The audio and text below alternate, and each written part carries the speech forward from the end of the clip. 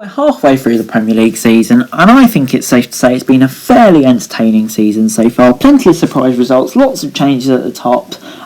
So it's interesting to see how it goes in the second half of the season. So I thought I'd go through my predictions once again, now we know a bit more about the teams, to find out about it. But in 20th, I'm going to say Sheffield United. They've improved a lot recently, but to be honest, I just still can't see them improving above any of the teams. I would still say they look probably the worst in the league. So yeah, I just don't hold much hope for them in the second half of the season, but at least they have been improving recently. In 19th, I've gone for Fulham. They have shown signs of promise, but overall the consistency, unfortunately for Fulham, just isn't there, and I think that will be their downfall and ultimately the reason why they'll be back in the Championship next season. It has been a shame for them, as they do look like a good side in their day, but unfortunately they just haven't shown that consistently enough. In 18th, I've gone for West Brom. West Brom, an interesting one. I really thought Sam Allardyce would help turn them around, but to be honest, he just hasn't done that. I think that just shows more about the quality of the squad than anything else. They just simply don't have the squad depth. They did add a few players in January. Whether it will make them do a great escape, I'm not so sure, but I do think this is one job too far for Sam Allardyce. In 17th, I've gone for Brighton.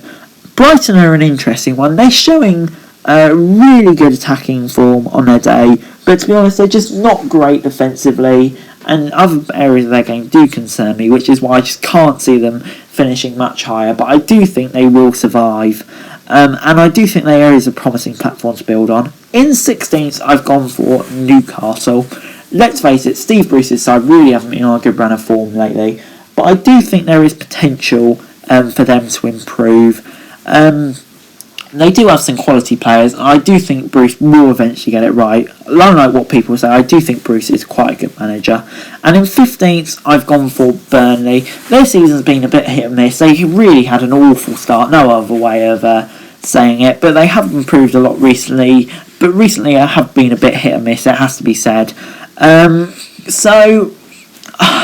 I can see them staying up comfortably. Whether they'll get great results or not, I'm not sure, but I do think they will do okay. In 14th, I've gone for Crystal Palace. Crystal Palace is an interesting one. They feel like they've just been floating in this sort of position for ages, lower mid-table with no relegation threat. And I think that will continue. For me, Palace, I think, is about building for next season. I think we'll see a new manager in, so it'll be about checking up the players and maybe having a better season next year. In 13th, I've gone for Leeds. Leeds are an interesting team. Of course, they're so interesting to watch. I thought they'd have a really, really good season, something like Sheffield United last year. It hasn't quite been that, but they're still in no relegation threat, and I think that still has to be considered a successful season. I think it will stay something similar and just building ahead of us push next year. In 12th, I've gone for Wolves. You could say it's been a disappointing season so far for Wolves, and we've seen the huge effect Raul Jimenez being out has on them. And to be honest, I don't think they would have even done too great with Jimenez in the team.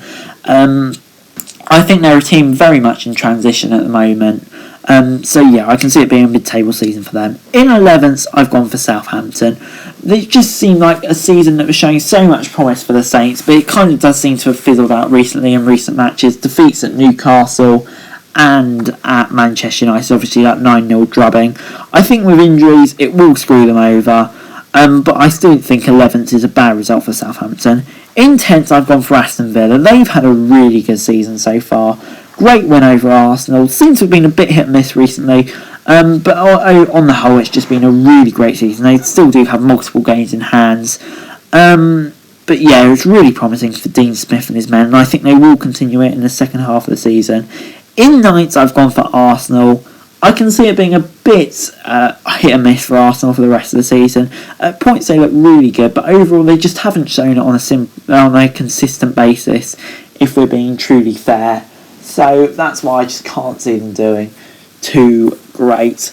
And I just think they will stay in a sort of similar position to where they are, to be honest.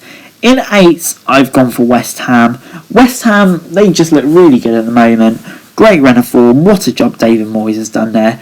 But I think in what will cost them from the position they're in now to the position where they'll be in the end of the season is their form without Mikel Antonio, because after saying how they don't have a proper striker and I worry he will get injured. In 7th, I've gone for Everton. Everton, they've had a great season so far. As say, Carlo Ancelotti's doing a great job.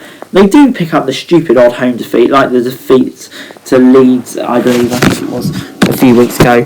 But on the whole, they've had a really, really decent season. And I can see them just sort of continuing it between now and the end of the season. And in 6th, I've gone for Spurs. Spurs, their season just shows so much promise, but in the end, it's just fizzled out. I